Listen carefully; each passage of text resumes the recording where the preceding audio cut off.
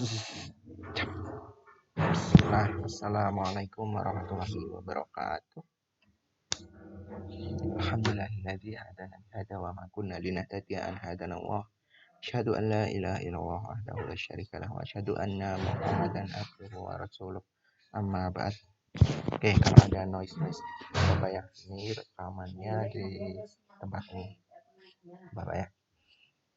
Oke, di pertemuan kedua kali ini kita bahas mengenai keseimbangan dan dinamika rotasi. Ini melanjutkan pertemuan yang pekan lalu.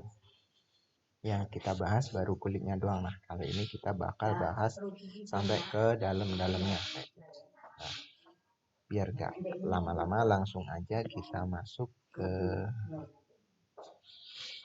PowerPoint. Oke, keseimbangan dan dinamika rotasi. Kelas 11. Dari Habib Indonesia.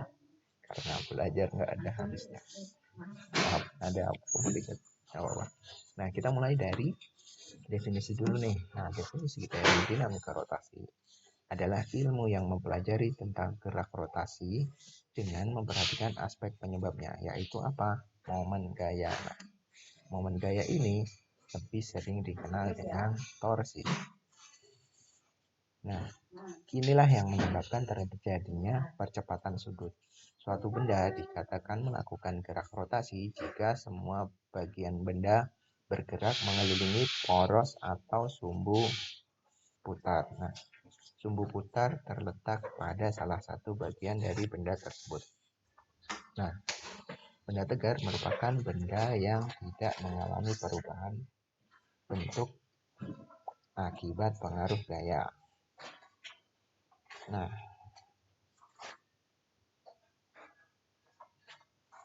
oke, aku kencengin dikit.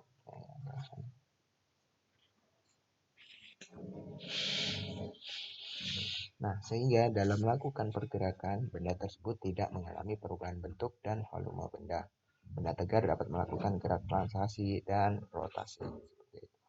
Nah, kita bakal bahas mengenai peta konsepnya ya. Jadi, kita sebenarnya di bab ini, bab dinamika rotasi dan keseimbangan benda tegar, ini kepecah jadi dua nih. Dinamika rotasi benda tegar dan keseimbangan benda tegar. Nah, sedangkan di dinamika rotasi sendiri kepecah jadi dua. Torsi sendiri atau momen gaya dan momen inersia. Nah, kalau di keseimbangan benda tegar ya ada titik berat, ada keseimbangan benda. Dua-duanya saling berkaitan. Nah, kita mulai dengan torsi. Torsi atau momen gaya terhadap suatu poros P didefinisikan sebagai hasil kali gaya F dan lengan momennya.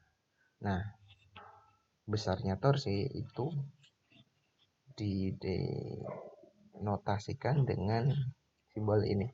Kayak huruf T tapi bawahnya ada melengkungnya. Nah, ini nyebutnya apa kemarin? Apa? Nyebutnya tau. Nah, tau sendiri nilainya adalah R cross F atau LF. Nah, R cross F itu kalau misalkan membentuk sudut ya berarti R F sin theta. Nah, arah torsinya kemana? Arah torsinya itu pakai kaidah tangan kanan. Kanan ya, jangan kiri. Nah, gimana sih kaidah tangan kanan? Nah, jadi gini. 4 jari kita itu adalah arah perputarannya. Ini pakai tangan kanan, 4 jari adalah arah perputarannya, sedangkan jempol itu adalah arah torsinya.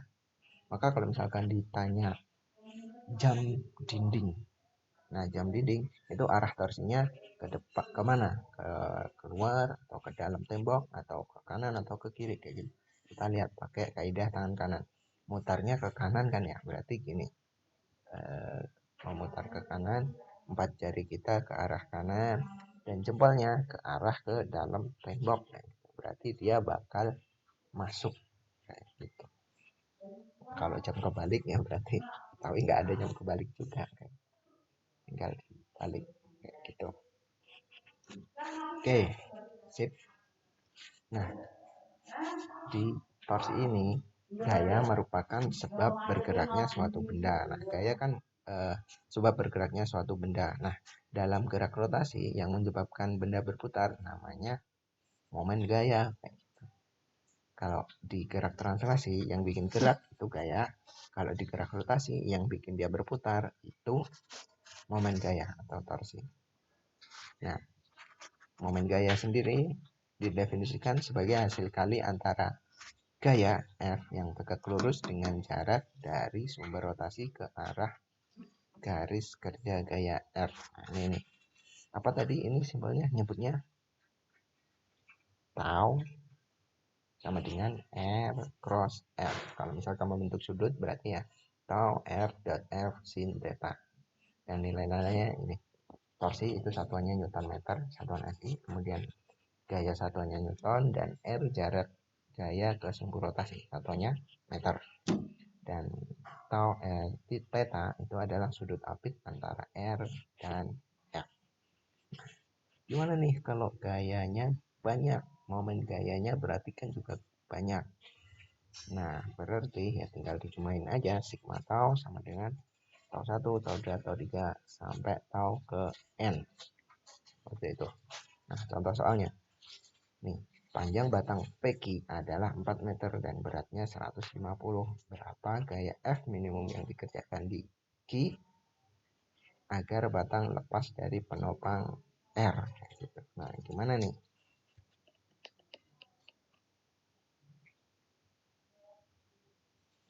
Nah, kita pakai berarti apa? Kalau minimum ya berarti nanti dibuat sama dengannya sigma tau sama dengan 0. Gitu. Nah, F dikali 1 karena jaraknya dari P ke R ini 1 meter dikurangi F yaitu F beban batangnya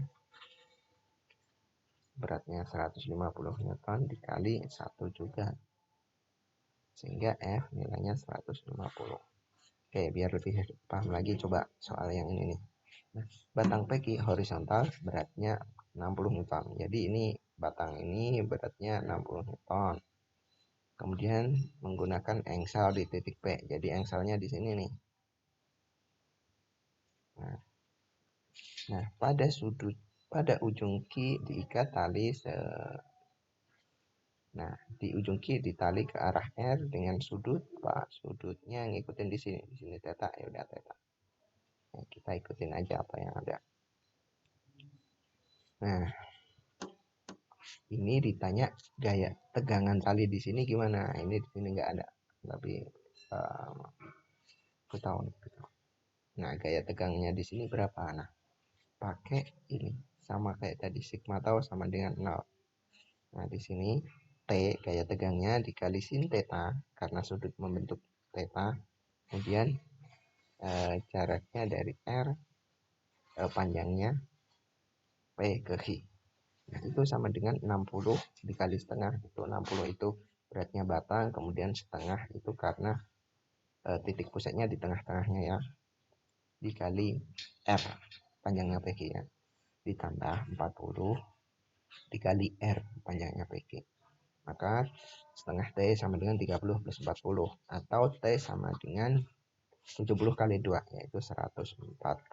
Begitu gampangnya, gampang sekali. Nah, kaitan torsi dengan percepatan sudut. Nah, gaya sendiri itu kan nilainya F sama dengan M dikali A percepatan. Nah, A sendiri itu nilainya adalah R alfa. Nah, kalau yang di bagian F sini ditambah R, di bagian yang kanan juga ditambahin R juga, jadi R kuadrat alfa. Nah, ini mungkin agak lompat, tapi diterima dulu aja ya. Bahwa tau sama dengan I kali alfa atau I sama dengan tau sama dengan I A per R. Dengan I adalah momen inersia, satuannya segini. Kemudian alfa apa atau torsi M jaraknya satuannya meter. Nah, kemudian kita masuk ke bagian momen inersia. Nah, momen inersia merupakan besaran yang menyatakan ukuran kecenderungan benda untuk mempertahankan keadaannya atau kelembamannya. Nah, kalau di bagian ini di bagian gerak translasi itu yang eh, kelembamannya itu kan karena berat. Semakin massa ya, semakin besar massanya semakin susah bergeser. Nah, kalau di gerak rotasi yang bikin susah berotasi atau semakin besar nilai momen inersianya itu semakin susah buat berputar seperti itu.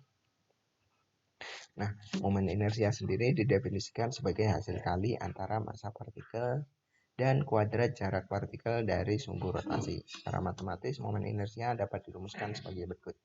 I sama dengan M dot R kuadrat, di mana I sendiri adalah momen inersia, satuannya kilogram meter kuadrat, kemudian M massa partikel, satuannya kilogram, dan R satuannya jarak partikel dari sumbu pusat R. Nah, jika terdapat sejumlah partikel, kalau misalkan banyak gimana? Sama kayak tadi, kalau banyak ya udah tinggal dijumlah-jumlahin aja. Berarti I-nya kan I1, I2, I3 kayak gitu. I1 berarti M1 kali R1 kuadrat, I2 berarti M2 kali R2 kuadrat, dan seterusnya. Atau secara bentuk integral. Nah, matematika udah masuk belum nih? Integral. Nah, moga-moga udah masuk ya. Kalau belum, nggak apa-apa. Kan ini udah dilihatin juga rumus dasarnya. Nah, bentuk integralnya momen inersia I sama dengan integral R kuadrat dx. Nah, itu kalau misalkan benda titik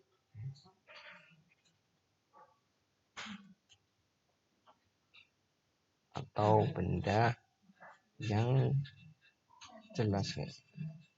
Nah, ada benda-benda yang sudah beraturan dan momen inersianya sudah diketahui kayak gitu.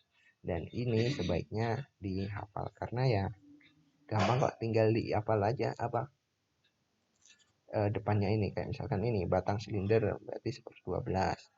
Kalau batang silinder, kalau ini yang 1/12 itu di pusatnya di tengah, kalau di ujung berarti 1/3. Nah, kalau plat besi persegi itu nilainya sekian. Nah, biasanya yang paling sering batang silinder ada dua ya, kemudian silinder berongga dan silinder pecal, udah itu biasanya. Sama bola sih, tapi jarang kayaknya bola. Nah, kalau misalkan ada soal mengenai dinamika rotasi benda tegar, nah contohnya ini. Ini kan katrol. Katrol itu maksudnya apa? Coba lihat. Katrol masuknya silinder pecal. Ini kan silinder pecal kan? Maka nilainya setengah mr kuadrat. Maka di sini tadi ini setengah mr kuadrat. Seperti itu. Nah, dengan analisisnya sigma tau sama dengan I kali alfa. Ini diturunkan, dapatlah alfa sama dengan Q per 2R. Nah, langsung masuk ke contoh soal. Ada 3 buah partikel dengan massa M, 2M, 3M dipasang ujung kerangka yang terletak di bidang XY. Jika sistem diputar terhadap sumbu Y pasti, karena udah saya baca jadi sudah tahu.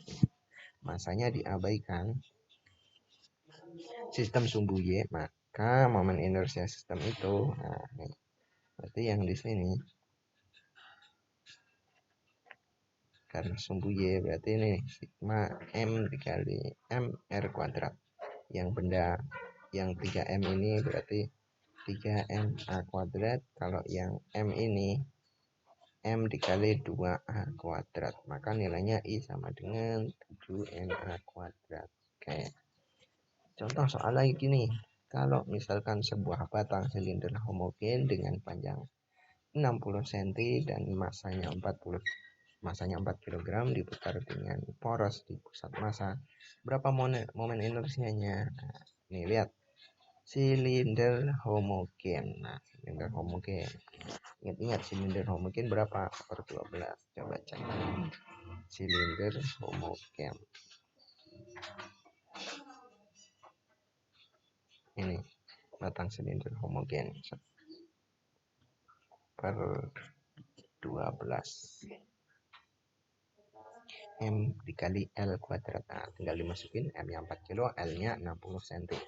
maka nilai I atau momen inersianya adalah 1200 kg cm kubik. Ingat satuannya jangan sampai keliru. Gitu. Nah, kalau misalkan ada soal dinamika rotasi dengan kekekalan energi gimana? Hukum kekekalan energi singkat. Hukum kekekalan energi ada bunyinya gini. Energi tidak dapat diciptakan maupun dimusnahkan, tapi energi hanya dapat berubah bentuk. Contohnya adalah energi listrik. Awalnya energi listrik itu dari mana sih? Dari PLN. PLN itu dapat tenaga listriknya dari mana? Dari putaran turbin. Nah, putaran turbin itu adalah energi mekanik. Nah, bisa berputar itu karena apa? Karena diturunin sama air. Air bisa turun karena apa? Karena gaya gravitasi energi.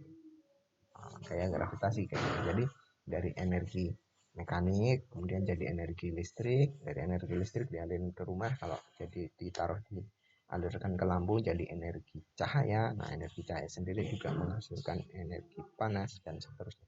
Jadi cuma berubah-ubah bentuk kayak gitu.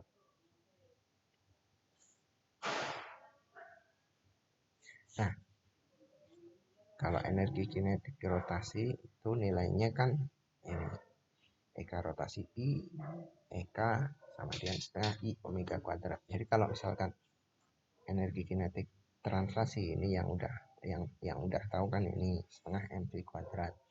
Nah, kalau misalkan yang eka rotasi baru dikasih tahu di sini setengah I omega kuadrat. Jadi cuma diganti M-nya diganti I, kemudian V-nya diganti omega gitu. Nah, apakah momentum sudut itu? Nah, momentum sudut itu L. Itu nilainya I di omega atau MRI kayak gitu. Nah, momentum sudut itu sama pakai kaidah tangan kanan bahwa 4 jari menunjukkan arah rotasi dan L itu adalah arah ibu jari atau momentum sudutnya. Nah, kalau kaitannya momentum sudut dengan torsi itu nilainya ini. F sama dengan dP per dt, bahwa nilai gaya itu sebenarnya turunan momentum terhadap waktu. Sedangkan momentum sendiri nilainya M kali P. Maka V sendiri bisa diganti dengan R omega. Kemudian kalau di sebelah R-nya ditambahin R, maka sebelah F-nya ditambahin R, maka yang sebelah kanan juga harus ditambahin R. Sehingga RF sama dengan dmr kuadrat omega per dt. Nah, nilai R dikali F itu sama dengan nilai dari torsi. Sehingga di sini tinggal ganti torsi, kemudian yang kanan mr omega mr kuadrat omega itu sebenarnya kalau mr omega itu I, maka mr kuadrat itu I, sedangkan di belakangnya masih ada omega. Sedangkan I kali omega adalah momentum sudut. Maka tahu sama dengan turunan momentum sudut terhadap waktu. Nah, kemudian kita masuk ke keseimbangan statis benda tegak. Nah, benda bisa dalam keadaan setimbang kalau misalkan terpenuhi dua syarat. Nah, syarat itu apa? Yang pertama, resultan gayanya harus 0, dan yang kedua, torsinya juga harus 0. Resultan torsinya harus 0. Nah, sedangkan resultan gaya sendiri nanti bisa dipecah jadi dua, kesumbu X dan kesumbu Y. Nanti resultan gaya ke X 0, resultan gaya ke Y juga 0. Nah, sedangkan resultan torsi juga harus 0, baru dia bisa diem. Nah, ini sedikit analisis ya. Kalau misalkan ada meja, dia titik beratnya di tengah.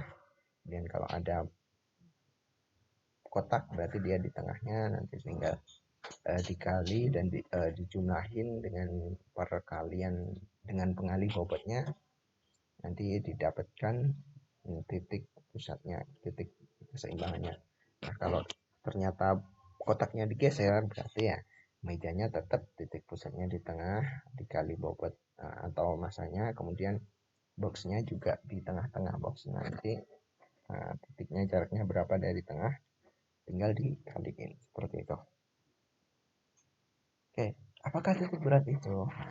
Titik berat sebagai suatu titik di mana resultan gaya gravitasi partikel terkonsentrasi di titik ini.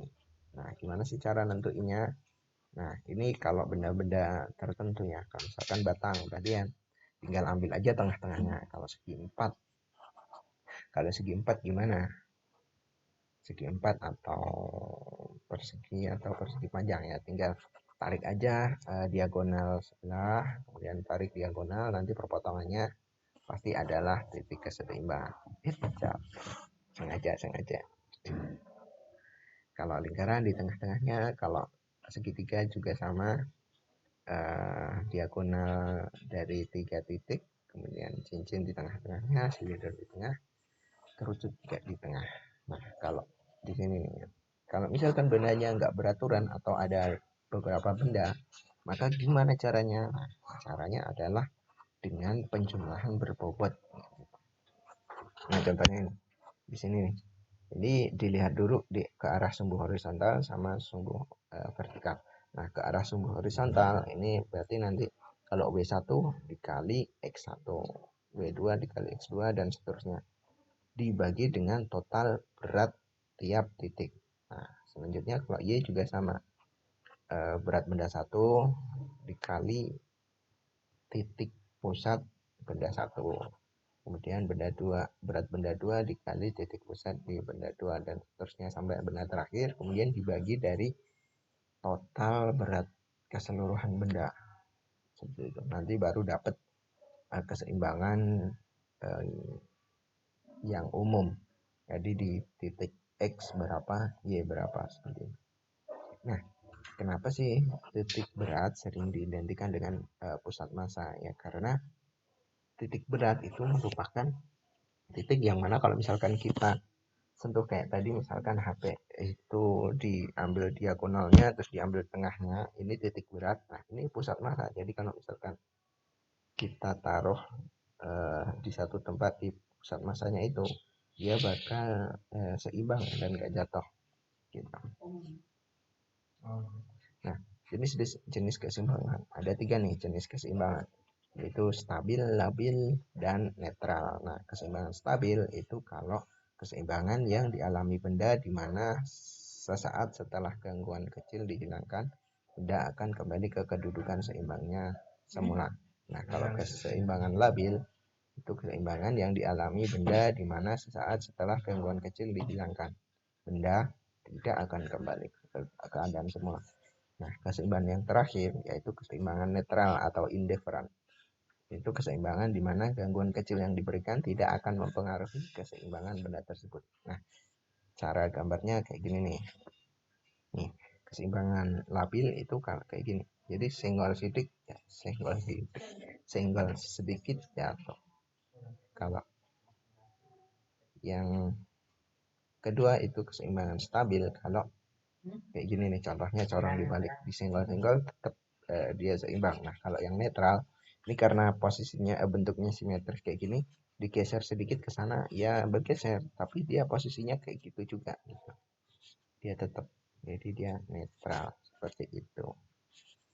Oke, nah penerapan konsep titik berat nih, contohnya atlet lompat tinggi, kemudian judo atau sumo, kemudian ini sirkus, ada berapa nih?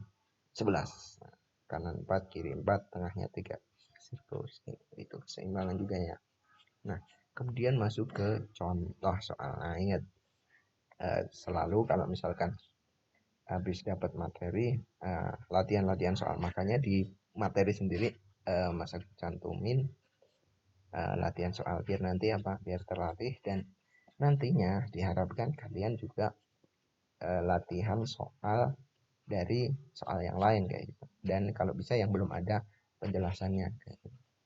Biar kalian berusaha buat berpikir, cari solusi kayak gitu. Nah, contoh soal koordinat titik berat 4 buah kawat dirangkai seperti gambar di samping nih. Jadi kawatnya ada 4-nya. 1, 2, 3, 4. Nah, ini ditanyain titik berat 4 buah kawan. Nah, kalau yang cari yang ke sumbu X dulu berarti tinggal ini 6 kali 3 karena apa? Yang pertama nih ini.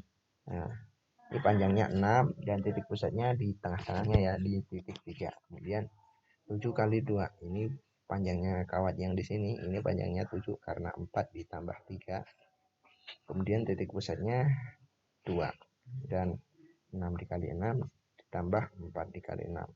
Dijumlahin dibagi berat keseluruhan. Nah, maka didapatkan keseimbangan terhadap sumbu X itu 4.